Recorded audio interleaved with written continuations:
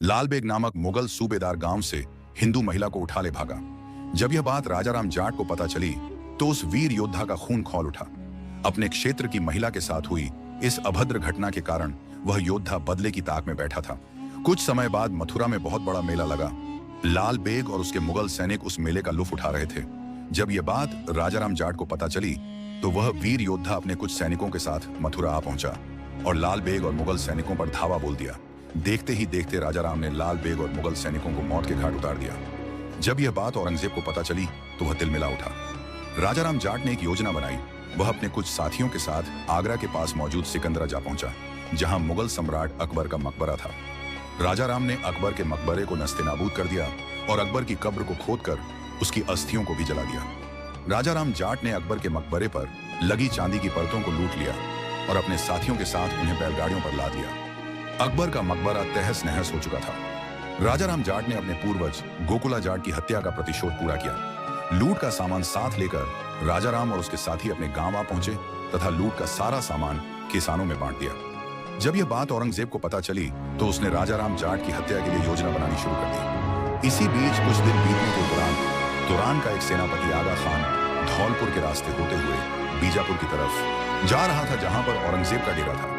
आगा खान इस बात से अनजान था कि जहां से वह गुजर रहा है वह जाटों का इलाका है। जब यह बात राजाराम जाट को पता चली तो वह अपने साथियों के साथ आगा खान के काफिले तक जा पहुंचा और सारे हथियार लूट लिए और कहा, अरे ओ आगा खान, जाकर कह देना तेरे आका औरंगजेब से कि तेरा बाप राजा राम सिंसिनी गांव में बैठा है।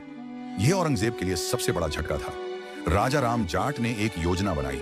उन्होंने महावत खान की छावनी पर हमला कर दिया और करीब 200 मुगल सैनिकों को मौत के घाट उतार दिया। आगरा में उन्होंने मुगलों का जीना हराम कर दिया। यह वह दौर था जब राजस्थान और बाहरी इलाकों में जाटों की तूती बोलती थी। इसी बीच राजाराम से एक गलती हो गई। वह चौहानों और शेखावतों के बीच चल रहे युद्ध में कूद गए। चौहानों के साथ होकर राजाराम शेखावतों के खिलाफ हो गए। मुगल उस वक्त मौका देख रहे थे। राजाराम से मिली हार के कारण मुगलों ने शेखावतों से हाथ मिला लिया। बीजल के युद्ध में अनिरुद्ध सिंह शेखावत हताश होकर मैदान छोड़ने की तैयारी करने लगे। राजाराम की सेना कई बार मुगलों को मात दे चुकी थी, इसलिए ज्यादा जोश में थी। लेकिन एक पेड़ के पीछे छिपे मुगल सैनिक ने एक गोली चलाई जो सीधे राजाराम के सीने में उतर गई। 4 जुलाई 1688 का वो दिन था जब राजाराम जाट वीर गति को प्राप्त हुए। मुगल सैनिक राजाराम का सर लेकर मुगलिया दरबार में जा पहुंचा और औरंगजेब के सामने प्रस्तुत किया। औरंगजेब की खुशी का ठिकाना ना रहा। इधर नेता राम की चाह को भी फांसी दे दी गई। राजाराम जाट की मृत्यु की खबर चारों तरफ आग की तरह फैल गई। इसका अगला भाग बहुत जल्द अपलोड कर दिया जाएगा।